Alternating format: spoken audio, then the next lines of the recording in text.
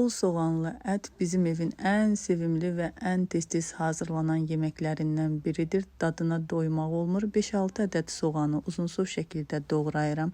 İlk öncə tavanın alt hissəsinə soğanları, yenidən isə üzərinə 1 kiloqrama yaxın dana ətini əlavə edirəm, sümüksüz, yağsız və yenidən soğanın qalan hissəsini ətin üzərinə əlavə edirəm.